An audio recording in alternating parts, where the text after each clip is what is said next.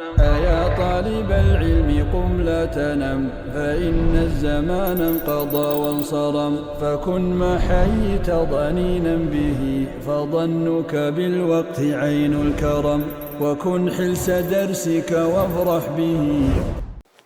السلام عليكم ورحمة الله وبركاته. بسم الله الرحمن الرحيم. الحمد لله رب العالمين وأصلي وأسلم على أشرف الأنبياء والمرسلين نبينا محمد وعلى آله وصحبه أجمعين. أما بعد. Marhaba bikum jami'an, bienvenue à tous dans cette nouvelle séance de notre étude de l'épître de l'imam al-Akhdari rahimahullah ta'ala. Et donc on était arrivé à la partie où l'auteur dit أول ما يجب على المكلف تصحيح إيمانه ثم معرفة ما يصلح به فرض عينه كأحكام الصلاة والطهارة والصيام ويجب عليه أن يحافظ على حدود الله. Donc la première obligation pour le mukallaf. Qui est le mukallaf pour reprendre ce point-là qu'on n'avait pas abordé dans la séance précédente? Al-mukallaf c'est al-baligh al-aqil. C'est celui qui est pubère et qui est doué de raison. Et donc c'est celui-là qui va être chargé des règles religieuses. C'est celui-là qui va être chargé des règles religieuses. Tandis que l'enfant qui n'est pas pubère, il n'est pas chargé des règles religieuses, il est uniquement chargé de al-mandoub, de ce qui est recommandé. C'est-à-dire que ce qui est recommandé, c'est comptabilisé pour lui. Donc s'il fait la prière, c'est recommandé pour lui, c'est une bonne action. S'il fait le hajj, bien, ce sera recommandé pour lui, ce sera une bonne action qui lui sera comptabilisée. Mais il n'est pas chargé de l'obligatoire ou de l'interdit. Comme dit Sahib al-Maraqi. Et celui qui est dépourvu de raison, celui-là, il n'est pas chargé également, il n'est pas responsable de ses actes. N'est-ce pas que le prophète sallallahu alayhi wa sallam a dit rufi'a al-qalam an thalath. Il a dit à trois catégories de personnes de qui la plume a été levée, c'est-à-dire que les actes ne sont pas consignés pour eux. Et il a dit ala al-majnoun hatta ya'qil wa al-baligh hatta yahtalim wa ala al-na'im hatta yafiq ou kama qala alayhi salatu wassalam. Donc il a dit pour celui qui est fou jusqu'à ce qu'il recouvre la raison, pour celui qui est endormi jusqu'à ce qu'il se réveille et pour celui qui est enfant jusqu'à ce qu'il atteigne la puberté. Donc ça c'est le mukallaf. Et donc il nous avait dit qu'il est obligatoire pour lui de corriger sa croyance, et on a dit d'établir sa croyance sur des bases saines, de l'établir sur la croyance en Allah tabaraka wa ta'ala seul, sur la croyance du tawhid, d'écarter le shirk, le polythéisme, d'écarter également tout ce qui n'est pas correct dans notre croyance vis-à-vis d'Allah tabaraka wa ta'ala, comme de croire qu'Allah azza wa jal aurait une ressemblance avec ses créatures de quelque manière que ce soit. Allah azza wa jal dit laysa kamithlihi shay' rien n'est tel que lui alors qu'il est l'audient, le clairvoyant. Ensuite, de connaître ce avec quoi il va corriger son obligation individuelle. Et on avait donné des exemples de l'obligation individuelle. Ensuite, il dit et il est obligatoire pour lui de préserver les limites sacrées d'Allah tabaraka wa ta'ala. Al-had, littéralement, c'est la limite. Donc c'est ce qui va venir contourner une chose pour empêcher qu'on puisse y pénétrer. Et cette image-là de l'hudud, elle est donnée par le prophète sallallahu alayhi wa sallam lui-même dans le hadith de Nu'man ibn Bashir. Où le prophète sallallahu alayhi wa sallam il dit Inna al-halala bayyinun wa inna al-harama bayyinun wa baynahuma mushtabihat la ya'lamuhunna kathirun min an-nas. Faman ittaqa ash-shubuhat istabra'a li dinihi wa 'irdihi wa man waqa'a fi ash-shubuhat waqa'a fi al-haram. Il dit le licite est clair et l'illicite est clair, et entre deux il y a des parties ambiguës que peu de gens connaissent. Celui qui s'écarte des ambiguïtés, eh bien, il aura préservé sa religion et son honneur, sa religion vis-à-vis d'Allah et son honneur vis-à-vis des gens. Parce que celui qui fait une ambiguïté, même si lui, il est persuadé que c'est halal, mais que les gens ne savent pas et le voient le faire, eh bien, ils vont dire que celui-là, c'est une personne de mauvaise moralité. Donc celui qui s'écarte des ambiguïtés, que ce soit les choses dont il ne connaît pas le jugement ou dont les gens ne connaissent pas le jugement, eh bien, il aura préservé sa religion et son honneur. Et celui qui tombe dans les ambiguïtés, il tombe dans le haram. Le prophète sallallahu alayhi wa sallam dit à l'image d'un berger qui emmène son troupeau paître autour d'un enclos gardé.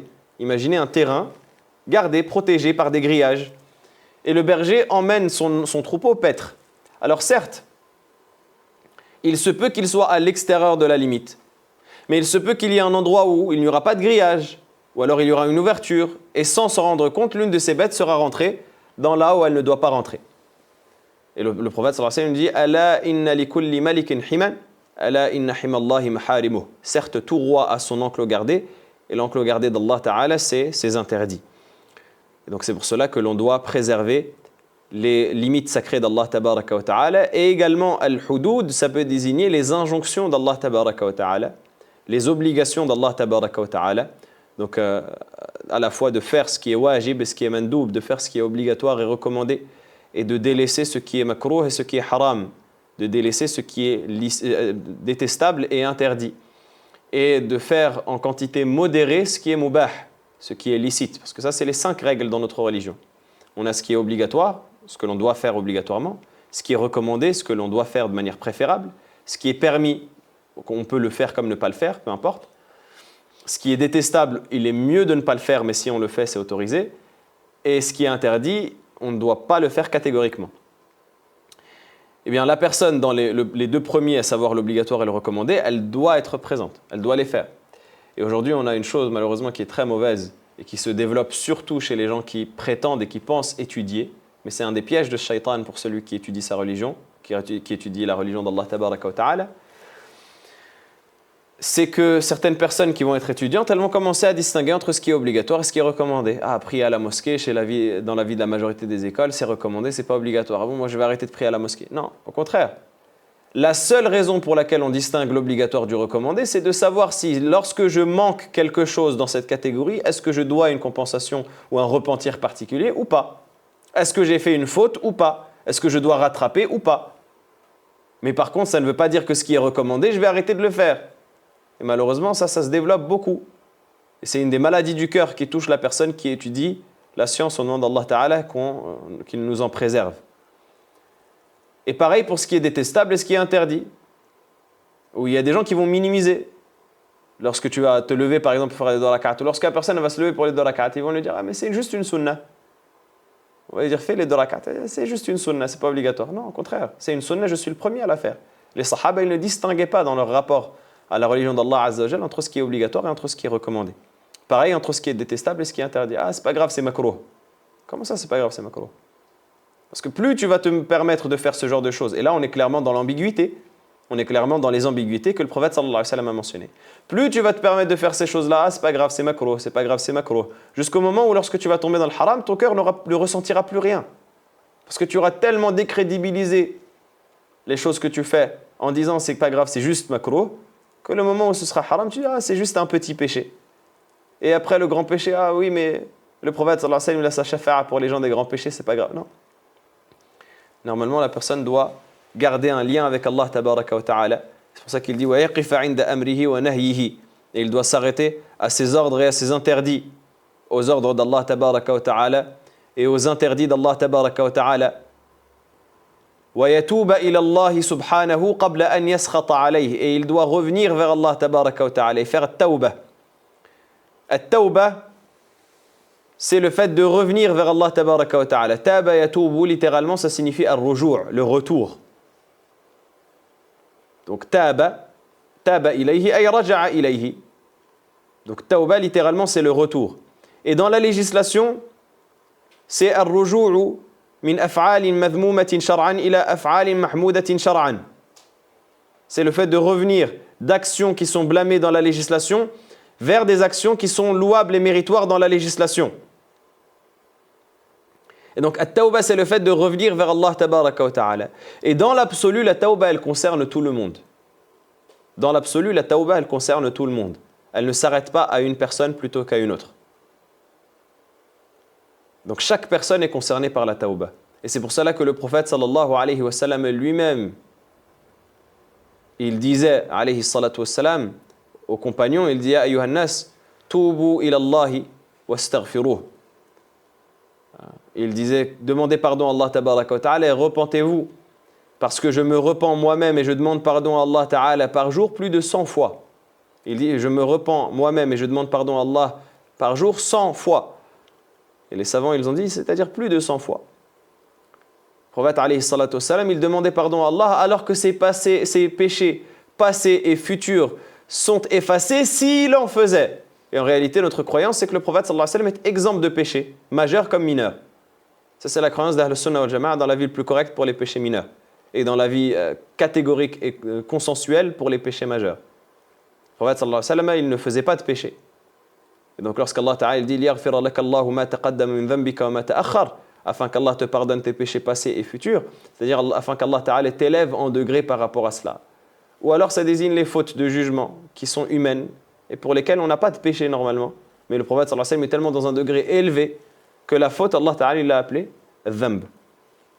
Ala kulli hal, en tous les cas, at-tawba elle est obligatoire individuellement. Ça fait partie des obligations individuelles de se repentir à Allah tabaraka wa ta'ala. Allah azza wa jal l'a ordonné dans plusieurs versets. Wa tubu ila Allahi jami'an ayyuhal mu'minuna la'allakum tuflihun.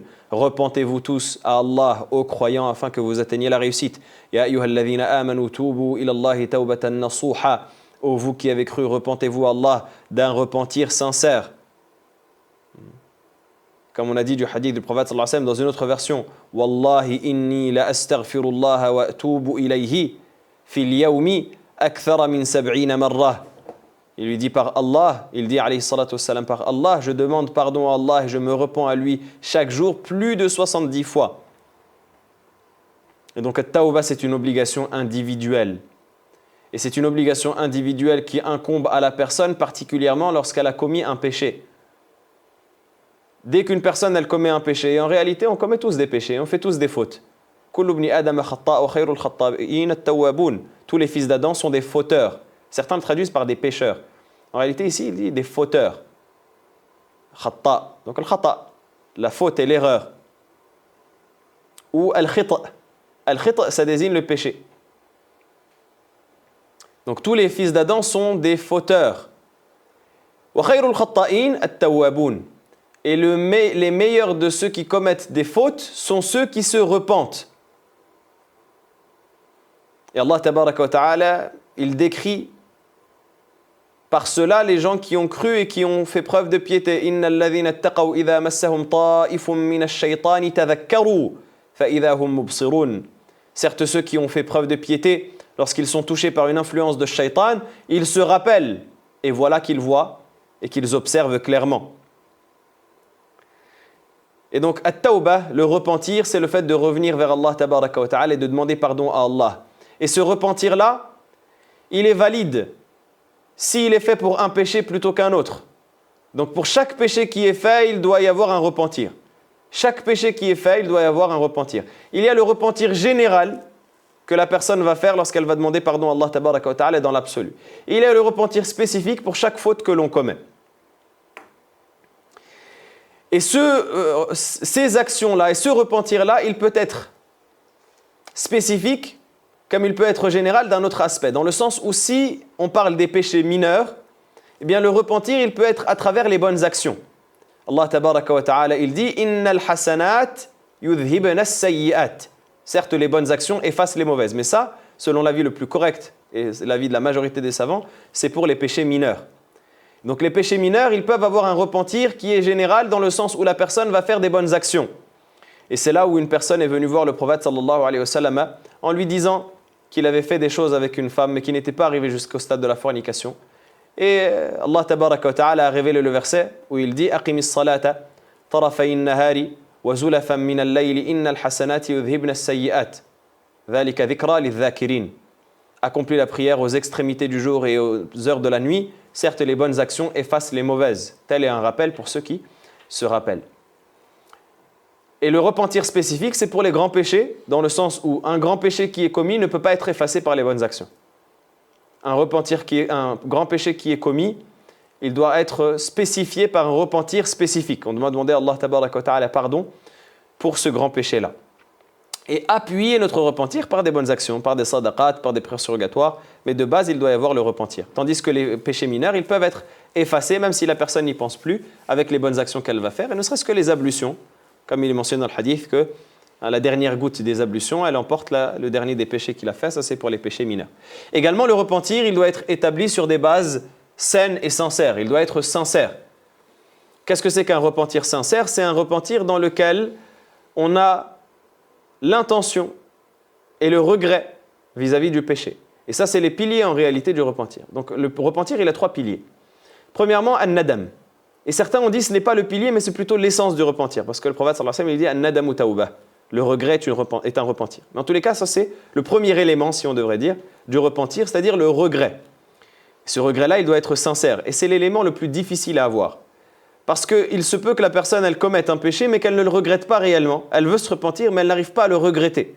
Et c'est là où on dit que c'est un danger. Il ne faut pas se laisser avoir par la miséricorde d'Allah tabaraka wa ta'ala ou par l'espoir que la personne va avoir face à la miséricorde d'Allah. Et il pense que de toutes les manières, Allah va me pardonner. De toutes les manières, Allah Ghafour Rahim, Allah il est pardonneur, il est miséricordieux. Oui, mais qui te dit que ton cœur ne va pas devenir tellement noir qu'il va être scellé? Parce que lorsque la personne elle fait un péché, à chaque fois qu'elle fait un péché, il y a un petit point noir qui se pose sur son cœur. Comme dit le prophète sallallahu alayhi wa sallam dans le hadith de Tirmidhi, Inna al-abda idha adhnaba dhanban nukita fi qalbihi nuktatun sawda fa in taba wa naza'a wa astaghfar suqila qalbuhu wa in zada zadat. Il dit lorsque la personne elle fait un péché, il y a un petit point noir qui se dépose sur son cœur. S'il se repentit, il arrête et il demande pardon à Allah, son cœur est purifié. Mais s'il rajoute, eh bien le point noir se rajoute à un deuxième, puis à un troisième jusqu'à ce que ça devienne une membrane autour de son cœur. Et c'est ce qui est évoqué dans le Coran lorsqu'Allah Ta'ala dit Kalla bal rana ala qulubihim ma kanu yaksibun. Mais plutôt a couvert leur cœur, rain, ce qu'ils commettaient comme péché. Donc la sincérité du regret, ça c'est la première des choses et la plus difficile à avoir. Ensuite, la deuxième des choses, c'est le fait d'arrêter sur le champ. Je ne peux pas me repentir d'un péché si je suis encore en train de le faire. Au contraire, ça peut être considéré, comme c'est rapporté dans certains athars, comme étant une moquerie envers Allah tabaraka wa ta'ala. Comment ça? Je suis en train de faire le péché, je dis astaghfirullah. Celui qui est véritablement sincère dans son repentir, il arrête immédiatement. Et troisièmement, d'avoir la ferme intention de ne plus jamais y revenir. Et ce, même si par la suite je finis par y retomber, mais au moins j'ai eu l'intention de ne plus jamais y revenir. Ça c'est la chose la plus importante également à valider. Et certains savants rajoutent une quatrième condition, mais qui va dépendre de certains péchés, c'est que si mon péché va se rattacher au droit d'autrui, eh bien le fait de réparer ce à quoi il se rattache. Par exemple, si une personne a volé un bien d'autrui, il ne dit pas ça y est, je me repens, je vais faire le casse du siècle, et ensuite je me repens et ce sera halal. Je demande pardon à Allah et j'ai plus de péché. Non, il restitue la chose qu'il a volée par exemple, ou il demande pardon à la personne qui l'aura calomnié. Pareil, la personne passe ses journées à calomnier Fulan et à parler de l'honneur d'un tel et de ce qu'un tel a fait, etc. Et ce qu'un dit, t'as pas entendu la nouvelle, et t'as pas entendu ce qui est dit, et un tel qui est dans la sauce, et un tel qui est ceci, cela. Et après il dit astaghfirullah. Et finit son assise avec dua al-majlis, subhanakallah wa bihamdik, et pense que ses péchés sont pardonnés. Non, on doit demander pardon à la personne. Parce que cette personne-là, si on ne lui demande pas pardon et on ne corrige pas ce qu'on a fait vis-à-vis d'elle, elle pourra venir devant Allah tabaraka wa ta'ala et nous demander de nos bonnes actions pour réparer cette injustice-là. Et on va lui dire, oui, mais j'ai regretté et j'ai demandé pardon à Allah. Oui, mais comment je savais moi? Et Allah tabaraka wa ta'ala lui-même, il dira à la personne d'aller chercher. C'est ça que le prophète sallallahu alayhi wa sallam il dit dans le hadith, que la personne elle viendra avec des montagnes de bonnes actions, mais il a été injuste envers un tel, il a insulté un tel, il a médit d'un tel, il a pris l'argent d'un tel, il a fait couler le sang d'un tel. Mais un tel qui viendra prendre de ses bonnes actions, et un tel qui viendra prendre de ses bonnes actions, jusqu'à ce qu'il ne reste plus rien. Donc, avant qu'Allah tabaraka wa ta'ala ne soit en colère contre lui, c'est-à-dire avant qu'Allah tabaraka wa ta'ala ne le punisse et ne le châtie, et avant qu'Allah tabaraka wa ta'ala ne le mette parmi les gens du mal. Parce que plus la personne elle se laisse aller au mal, et plus bien il a de chances d'être inscrit parmi les gens du mal. Comme le prophète sallallahu alayhi wa sallam le dit par rapport al kadhib. Il se peut que la personne elle mente et elle cherche le mensonge et elle se rende légitime le mensonge jusqu'à être inscrite auprès d'Allah tabaraka wa ta'ala comme étant un menteur. Ça c'est une chose qui devrait faire froid dans le dos à toutes les personnes. Et donc normalement, c'est une réaction immédiate que le croyant doit avoir de chercher le pardon d'Allah tabaraka wa ta'ala dès qu'il tombe dans un péché. Alors on va tous évidemment tomber dans des fautes, des erreurs, etc. On peut tous tomber dans des désobéissances. Ça peut arriver. Certes, les pieux essayent de faire en sorte de ne jamais y tomber. Et il y a des pieux qui ne sont jamais tombés dans les désobéissances de leur vie, comme c'est rapporté de certains parmi les salafs qu'ils ont témoigné d'eux-mêmes. Mais ala kulli hal, les gens en tout cas qui sont aussi faibles que moi, on peut tomber dans les péchés. Mais le plus important, ce n'est pas de rester dans le péché, mais c'est d'immédiatement se repentir après cela. Tawbatun min kulli dhanbin yujtaram tajibu fawran mutlaqan wa hiya an-nadam, comme dit Ibn Ashad. Tajibu fawran mutlaqan, doit être faite dans l'immédiat. Donc qabla an yaskhata alayhi, avant qu'Allah Ta'ala ne le touche avec sa colère. Et donc justement, il évoque les conditions de tawbah qu'on a citées de manière sommaire, il va les détailler. Il dit وشروط التوبة الندم على ما فات والنية أن لا يعود إلى ذنب فيما بقي عليه من عمره وأن يترك المعصية في ساعتها إن كان متلبسا بها. Il dit, et les conditions du repentir, c'est de regretter ce qu'il a fait, d'avoir l'intention de ne plus jamais revenir vers un péché, autant qu'il lui reste à vivre, et de délaisser le péché immédiatement s'il est en train de le faire. C'est-à-dire de délaisser le péché immédiatement si il est sur le péché au moment où il veut se repentir. Et donc ça, c'est les règles et les conditions du repentir. Et le repentir ne peut être valide qu'avec cela. Et il dit ensuite وَلَا يَحِلُّ لَهُ أَنْ يُؤَخِّرَ التَّوْبَةِ. Il n'est pas autorisé pour lui de retarder le repentir. Comme on l'a dit, le repentir, il est obligatoire dans l'immédiat. Jusqu'à ce que les savants disent, retarder le repentir nécessite en soi un repentir. Le fait de retarder le repentir, c'est un péché qui nécessite le repentir. Tajibu fawran. Le repentir, il est obligatoire immédiatement. C'est-à-dire, dès que j'ai conscience que je suis en train de faire une mauvaise action, je demande pardon à Allah tabaraka wa ta'ala. Et quand on dit le repentir, c'est sincère. Ah, ça doit creuser à l'intérieur de soi. Ça doit mettre la personne dans un état second de tristesse, normalement. Ça ne veut pas dire qu'on appelle les gens à être dépressifs, mais ça veut dire qu'on ne peut pas non plus être tellement insouciant qu'on se dit « ah, c'est pas grave ». Vous voyez l'état d'une personne qui aurait commis quelque chose de très grave vis-à-vis d'une autre personne, le cas de conscience et l'état de culpabilité dans lequel il va être. Il a fait un accident et une personne qui est morte, mais il va s'en souvenir toute sa vie. Parfois, ça peut l'empêcher de dormir. Pourquoi est-ce qu'on a cette conscience de la responsabilité? C'est une très bonne chose, hein, on ne dit pas que c'est une mauvaise chose, mais on a cette conscience de la responsabilité dans ce qui concerne les affaires humaines, mais on ne l'a pas dans ce qui va concerner les affaires de l'au-delà. En réalité, ça devrait être la même chose, et c'est ce qui était le cas chez les pieux prédécesseurs. Et à titre d'exemple, Aïcha radiyallahu ta'ala anha, un jour, elle avait fait un serment de ne plus parler à son neveu, Abdullah ibn Zubayr, pour une chose qui était entre eux, ala kulli hal, sans rentrer dans le détail. Et son neveu essayait par tous les moyens d'essayer de renouer le lien avec sa tante parce qu'il s'en voulait. Et elle avait juré. Et chaque fois qu'on lui disait, elle disait « moi j'ai juré, j'ai fait le serment, je ne peux plus revenir sur mon serment ». Jusqu'à un jour où ils ont fait une sorte de piège. Et donc ils ont tendu un piège entre guillemets à Aïcha.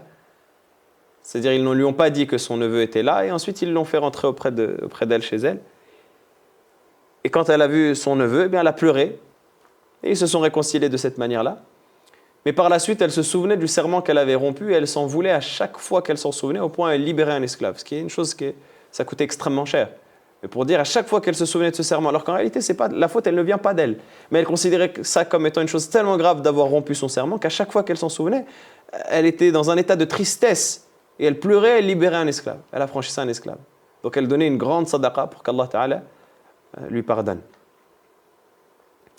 Et donc normalement, c'est cela, l'état dans lequel la personne doit être plutôt que de retarder le repentir. Il dit ensuite « Wa la yaqul hatta yahdiyani Allah » et qu'ils ne disent pas jusqu'à ce qu'Allah me guide.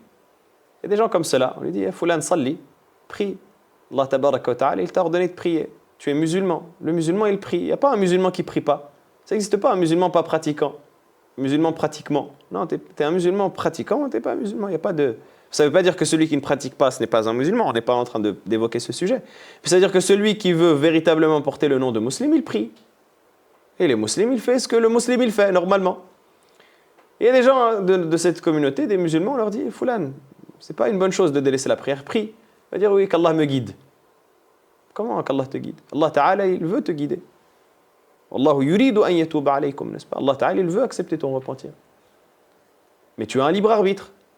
Et ce libre arbitre-là, c'est une responsabilité que tu auras devant Allah Tabaraka wa Ta'ala. Et donc tu seras questionné à propos de cela devant Allah Azza wa Jal. Donc si on te dit prie, prie, dis pas qu'Allah me guide. Dis prie et prends cette responsabilité-là. Pour ça il dit, et qu'ils ne disent pas jusqu'à ce qu'Allah me guide. فَإِنَّهُ مِنْ عَلَامَاتِ الشَّقَاءِ وَالْخِذْلَانِ وَطَمْسِ الْبَصِيرَةِ. Parce que ça fait partie des signes de la tristesse éternelle et de l'abandon. Le khidlan, le fait qu'Allah tabaraka wa ta'ala en réalité n'a que faire de la personne et qu'il l'a laissée à elle-même. Wa tamsi al-basira, et le fait qu'elle n'a pas de clairvoyance. Elle n'a pas de clairvoyance et elle est aveugle du cœur. Allah Ta'ala dit فَإِنَّهَا لَا تَعْمَى الْأَبْصَارِ وَلَكِنْ تَعْمَى الْقُلُوبُ الَّتِي فِي الصُّدُورِ. Ce n'est pas les regards qui s'aveuglent, mais c'est les cœurs qui sont dans les poitrines. Et ça, c'est un des signes de l'aveuglement du cœur. De dire, jusqu'à ce qu'Allah me guide, qu'Allah me pardonne. Non, fais les causes pour qu'Allah te guide, fais les causes pour qu'Allah te pardonne. Agis, et tu verras la guidance d'Allah Ta'ala qui te sera accordée. Mais se cacher derrière cela, c'est un signe de tromperie. Et c'est un signe d'abandon. Donc, taswif. Et aussi, c'est un signe de mépris aussi de la personne. Parce que ça montre que la personne ne prend pas en considération la réalité de ce que représente la gravité de son péché. Ah, pour lui, c'est pas grave. Ah, bon, qu'Allah me guide. Non. Fais la chose et ensuite, tu trouveras ton compte auprès d'Allah tabaraka wa ta'ala. Il dit ensuite وَيَجِبُ عَلَيْهِ حِفْظُ لِسَانِهِ مِنَ الْفَحْشَاءِ وَالْمُنْكَرِ وَالْكَلَامِ الْقَبِيحِ وَأَيْمَانِ الطَّلَاقِ وَانْتِهَارِ الْمُسْلِمِ وَإِهَانَتِهِ وَسَبِّهِ وَتَخْوِيفِهِ فِي غَيْرِ حَقٍّ شَرْعِيٍّ. Donc ici, il évoque un certain nombre de sujets qui reviennent tous au fait de préserver sa langue quant au fait de dire des choses qui sont interdites ou mauvaises. C'est-à-dire que le musulman doit se distinguer des autres par le fait qu'il fait attention à ce qui sort de sa bouche. Alors évidemment, c'est une morale qui peut concerner tout être humain. Mais particulièrement le musulman parce qu'il croit en Allah Ta'ala et il sait que toute parole qu'il va dire, elle va être consignée dans son livre. مَا يَلْفِظُ مِنْ قَوْلٍ إِلَّا لَدَيْهِ رَقِيبٌ عَتِيدٌ. Il ne prononce rien comme parole, il n'y a pas une parole qui sort de sa bouche sans qu'il n'y ait auprès de lui un raqib atid, un surveillant qui est aux aguets et qui consigne cette parole-là.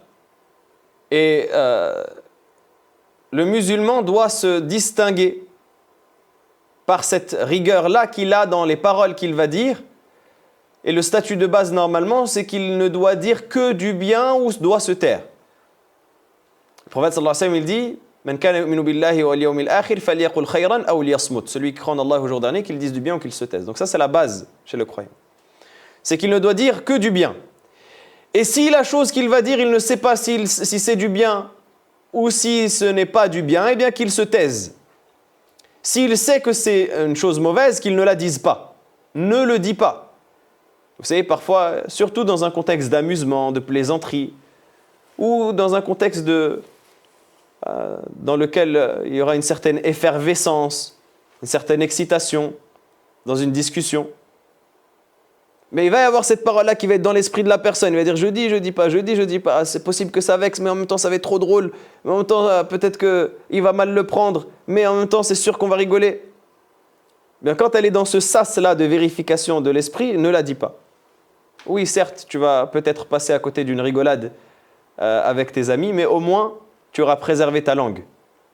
Et il se peut qu'une parole, comme dit le prophète sallallahu alayhi wa sallam, Inna al-abda la yatakallamu bil kalimati la yulqi laha balan tahwi bihi fi an-nari 70 kharifa. Le prophète sallallahu alayhi wa sallam, il dit, il se peut que la personne prononce une parole min sakhatillahi, de la colère d'Allah tabaraka wa ta'ala, la yulqi laha balan, à laquelle il ne donne pas d'importance, mais qui va le projeter en enfer pendant 70 automnes. Une parole peut éloigner d'Allah tabaraka wa ta'ala. Et parfois on a cette réaction-là de dire c'est rien, c'est pas grave. Ou alors la personne qui va faire de la médisance, oui mais je serais capable de le dire devant lui. Mais on ne te demande pas ni de le dire devant lui, ni de le dire derrière lui. Ne le dis pas, c'est tout, tais-toi. Personne t'a obligé de dire cette chose-là. Préserve ta langue. Et taïeb, si je vais dire une chose, mais je ne sais pas si c'est un bien ou si c'est un mal. Ça peut être un bien, ça peut être un mal, je ne sais pas, je ne suis pas sûr. Ben tais-toi, ne dis rien. Parce que l'imam Nawawi, rahimahullah ta'ala, ici dans Riyad al-Salihin notamment, parmi les références qui sont accessibles bien sûr, sinon tous les savants en parlent. Et il dit lorsque la personne, elle ne sait pas si la chose qu'elle va dire c'est un bien ou un mal, c'est-à-dire que c'est possible que ce soit juste ni un bien ni un mal, bien qu'il se taise. Le mieux pour lui c'est de se taire. Il va parler de la pluie et du beau temps, mais le mieux c'est de te taire. Ça c'est une réalité qu'on a beaucoup de mal à appliquer. Et surtout lorsqu'il s'agit de se plaindre, de dire des mauvaises choses, etc. Gardez cette rigueur avec Allah tabaraka wa ta'ala. Eh bien l'auteur ici, il va donner des exemples des choses sur lesquelles on doit préserver nos langues. Et il va donner des exemples des choses les plus graves que la personne peut dire. De manière générale, en réalité, cette rigueur-là qu'on doit s'appliquer à nous-mêmes de préserver nos langues, elle est là pour nous protéger également des choses graves dans lesquelles on pourrait tomber. Parce que vous savez, vous connaissez l'adage qui dit la parole avant que tu la prononces, c'est toi qui la possèdes. Mais après que tu l'aies prononcée, c'est elle qui te possède. Et combien de personnes parlent et regrettent ce qu'elles disent parce que ça les amène dans des situations catastrophiques. Certaines personnes sont allées en prison pour des paroles qu'ils ont dit. Ils ont perdu des années de leur vie pour des paroles qu'ils ont prononcées. D'autres personnes ont brisé des familles pour des paroles qu'ils ont prononcées. C'est pour ça que le poète il dit Al-qawlu zaynun was-sukutu salamatun. Fa idha nataqta fala takun mikthara. Wa la in nadimtu ala sukuti marratan falaqad nadimtu ala kalami mirara. Il dit la parole c'est une beauté, mais le silence c'est une sécurité. Donc lorsque tu parles, n'abuse pas et n'exagère pas. Et certes, il m'est arrivé de regretter de ne pas avoir parlé quelques fois, ou une fois. Mais j'ai beaucoup plus regretté le fait d'avoir parlé. Et dans un hadith, le prophète sallallahu alayhi wa sallam, dans le hadith où Jibril alayhi salam l'a amené voir l'état des gens de l'enfer, etc., il a dit, j'ai vu un taureau qui est sorti d'un petit terrier. Un petit terrier qui a fait sortir un grand taureau. Et ensuite, le taureau a essayé de rentrer et n'arrivait pas à re-rentrer dans le terrier. Et il a posé la question. Le prophète sallallahu alayhi wa sallam a posé la question à Jibril. Il a dit, qu'est-ce que c'est que cela, ô Jibril? Il a dit, c'est la personne qui dit une parole, une parole mauvaise, et qui ensuite regrette. Mais la parole ne peut plus rentrer une fois qu'elle est sortie. L'homme qui dit à sa femme, même pour plaisanter, il lui dit, tu es divorcé. Mais ça ne rentre plus dans... Ça y est, la chose, elle ne peut plus se réparer. Si c'est la troisième fois, khalas, c'est définitif. Donc il donne des exemples ici. Il dit justement, des turpitudes. Al-fahsha, c'est la formule agrandie de al-fuhsh. Et al-fuhsh, c'est tout ce qui va être la grossièreté dans la parole. Tout ce qui va être la grossièreté et les mauvaises choses. Allah tabaraka wa ta'ala, il nous dit Inna as-salata tanha 'anil fahsha'i wal munkar. Certes, la prière, elle préserve des turpitudes, de la grossièreté et des choses blâmables. Et en réalité, al-fahsha, littéralement, le fuhsh, c'est tout ce qui va être la grivoiserie, tout ce qui va être en lien avec ce qui est plus bas que la ceinture. C'est de là que vient le fuhsh.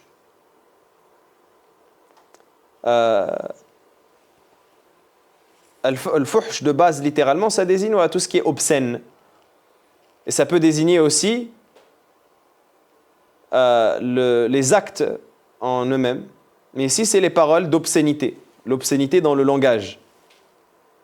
Et le munkar c'est tout ce qui est blâmable, donc tout ce qui a été interdit dans la législation et tout ce qu'Allah tabaraka wa ta'ala a blâmé, et donc ça inclut le mensonge, ça inclut la calomnie, et ça inclut toutes les choses qu'il va dire par la suite également. C'est une généralité qui va être détaillée par la suite. Il dit « Wal kalam il qabih » et les paroles également obscènes. Et le prophète sallallahu alayhi wa sallam, il détestait celui qui parlait avec des paroles obscènes, des obscénités dans le langage. Allah la yubridu al-fahish al-badhi. Allah ta'ala, il déteste, comme dit le prophète sallallahu alayhi wa sallam, il déteste al-fahish al-badhi, celui qui dit des obscénités et qui est grossier dans son langage. Le prophète sallallahu alayhi wa sallam, il détestait justement al-mutafayhiqoun, al-mutashaddiqoun. Il détestait ceux qui parlaient avec orgueil et avec un peu le langage grossier, le langage élevé comme cela. Le prophète sallallahu alayhi wa sallam, il détestait cela. Donc il dit wal kalam al-qabih wa ayman at-talaq. Et également, il doit se préserver de ayman at-talaq, c'est-à-dire le fait de jurer par le divorce.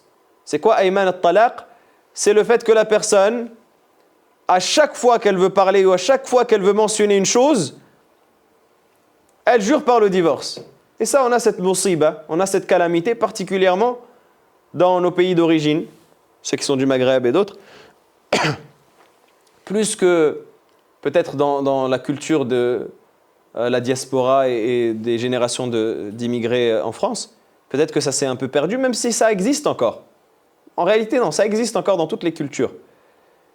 Mais surtout, chez certaines personnes parmi les Arabes, qui vont à chaque fois jurer par talaq pour chaque situation. Jusqu'à, wallahi, les fuqaha, des fois, ils traitent des choses étonnantes, mais qui existent. Et on a entendu des anecdotes qui existaient pour cela. Une personne qui dit à un autre, wallahi, si tu n'acceptes pas mon invitation à manger, je divorce de ma femme.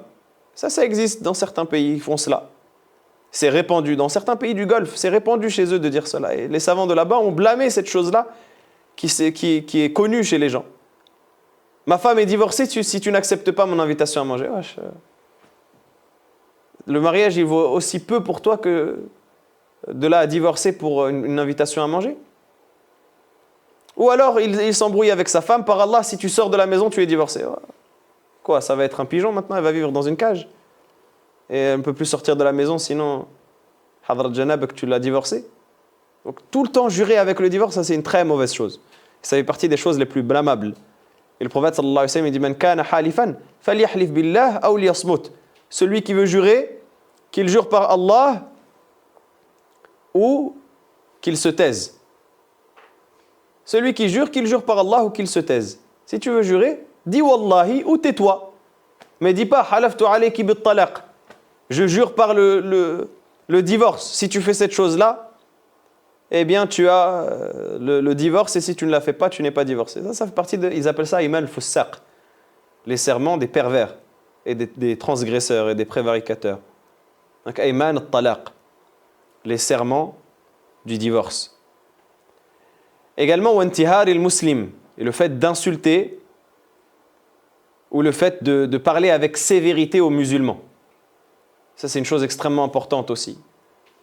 Le fait de parler avec sévérité, parce que le musulman, il a une sacralité. Et le musulman, il a une fierté louable qui impose le respect normalement. Et ce n'est pas une mauvaise chose d'avoir cette fierté-là. La fierté qui est mauvaise, c'est la fierté de l'orgueil. Mais il y a une fierté louable qui est la fierté de l'honneur. Et le musulman, il a son honneur. Et normalement, le musulman, il parle avec respect à l'autre musulman. Mais il y a des gens qui se parlent, ils parlent les uns aux autres comme s'ils parlaient à des enfants. Quand bien même c'est justifié pour une raison religieuse, sauf si tu es en position de le faire, parce que tu as les connaissances pour, ou que tu as un statut vis-à-vis de la personne, tu es son père, par exemple c'est ton fils, ou que tu es son grand frère, ou que tu es l'imam de la mosquée ou du quartier, que tu veux parler à un jeune. Et deuxième chose, que tu saches que cette sévérité va avoir un intérêt dans le rappel que tu vas apporter. Sinon, la sévérité, elle est mauvaise de base. Allah Ta'ala, il dit au prophète sallallahu alayhi wa sallam, si tu étais sévère au cœur dur, ils se seraient enfuis d'autour de toi. Les compagnons, ils ne t'auraient pas aimé comme tu es, comme ils t'ont aimé, parce que le prophète sallallahu alayhi wa sallam était doux, c'était une rahma. Le prophète sallallahu alayhi wa sallam, il dit ما وضع الرفق في شيء إلا زانه وما نزع عن شيء إلا شانه كما قال عليه الصلاة والسلام. La douceur n'a pas été mise dans une chose sans qu'elle ne l'embellisse, et elle n'a pas été retirée d'une chose sans qu'elle ne l'enlaidisse, même le rappel. Et un jour, il y a un bédouin qui est venu pour uriner dans la mosquée. Et les compagnons se sont précipités vers lui alors qu'il avait commencé pour l'empêcher. Le prophète sallallahu alayhi wa sallam a dit Da'ouh. Il a dit laissez-le jusqu'à ce qu'il finisse. Ensuite, il a dit Wa ariqu alayhi ala bawlihi dilwan min ma kama qala alayhi salatu wassalam. Il a dit ensuite verser sur son urine un seau d'eau. Fa innama bu'ithtum muyassirin wa lam tub'athu mu'assirin, parce que vous avez été envoyés pour rendre la tâche facile et non pas pour la rendre difficile. Ça c'était la manière de parler du prophète sallallahu alayhi wa sallam. Et aujourd'hui, il y a des gens qui vont utiliser le rappel religieux pour régler leurs différends personnels. Et ça, c'est une chose qui est extrêmement importante à clarifier. Des gens qui vont se parler à sévérité. Pourquoi ?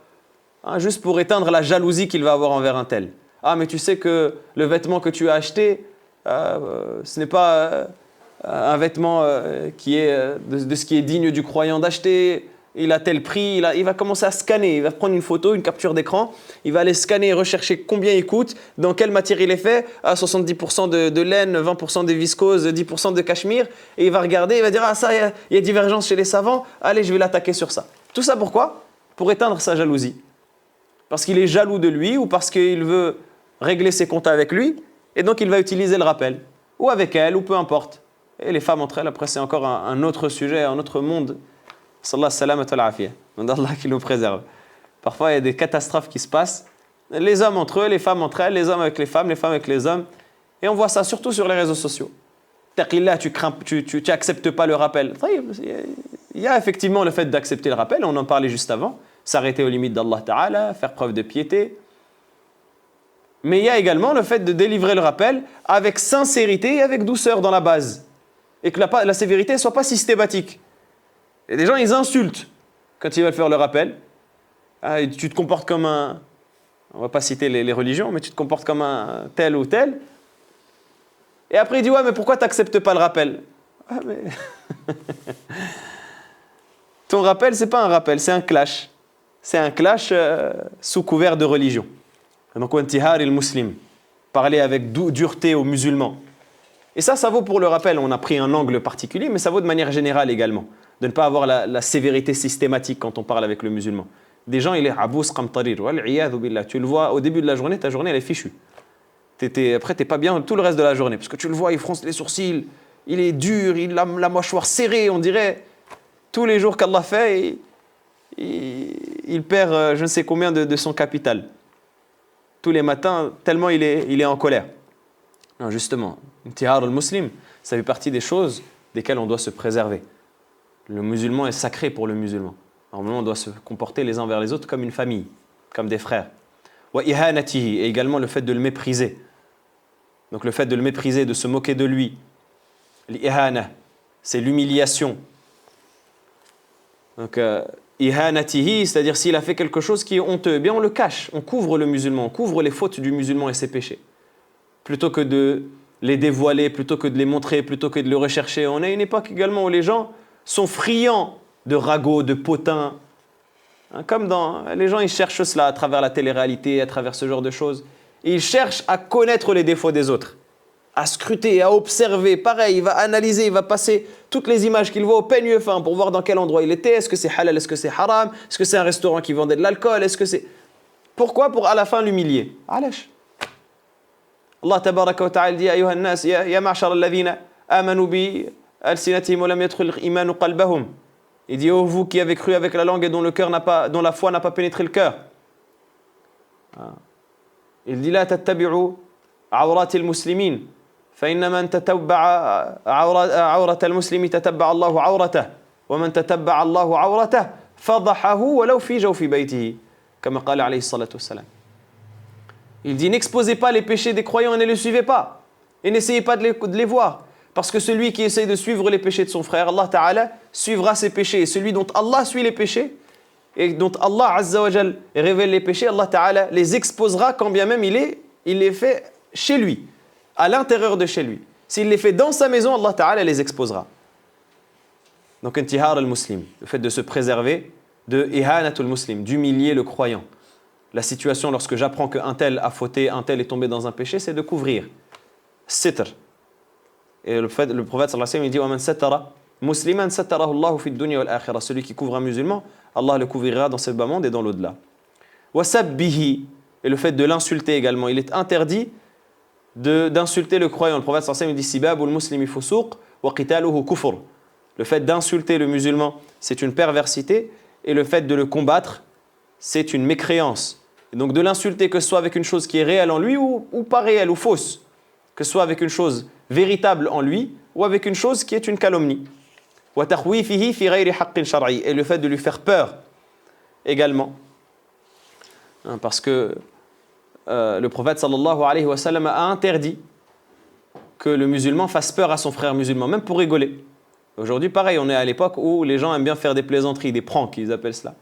Ils se cachent dans un coin, hop, ouh. Et la personne, il y a des gens qui peuvent faire un arrêt cardiaque ou mourir de cela, ou même avoir très mal. Bon, encore là, on a cité le plus basique et peut-être le plus inoffensif. Mais il y a des gens parfois qui vont pousser la plaisanterie tellement loin, à des stades où il y a des gens qui sont tombés malades à cause de cela. Il lui fait croire que sa mère est morte, il fait croire que son père est mort, et il pousse la plaisanterie parfois sur plusieurs jours. Ça fait partie des choses qui sont interdites. Donc il est interdit de faire peur aux musulmans dans autre que le droit d'Allah tabaraka wa ta'ala. Par contre, il peut lui faire peur avec l'enfer pour lui dire taqillah, lui citer par exemple ce qu'il va y avoir en enfer comme châtiment pour telle personne ou pour telle chose qui est faite. Mais sinon, eh bien, il essaye de préserver la sécurité de son frère. Pareil, les mauvaises blagues que les gens vont faire venir, mais c'est juste une blague. Il fait semblant d'aller lui rouler dessus. Il est en voiture et il fait semblant de rouler en sa direction. Le fait de faire attention à cela et de se préserver de cela. Et surtout par la langue ici, comme c'est le propos de l'auteur, le fait de le préserver par la langue et de manière générale, faire attention à la calomnie, à la médisance, parce que c'est des péchés qui sont extrêmement graves. Al-haliqa, celle qui détruit. Ce n'est pas la tahliq al-sha'r, mais elle ne rase pas les cheveux, mais elle détruit les bonnes actions. Cette médisance et cette birda, cette haine mutuelle que les gens vont se vouer. هذا والله أعلم وصلى اللهم وسلم وبارك على نبينا محمد وعلى آله وصحبه أجمعين الحمد لله رب العالمين. أيا طالب العلم قم لا تنم فإن الزمان انقضى وانصرم فكن ما حييت ضنينا به فظنك بالوقت عين الكرم وكن حلس درسك وافرح به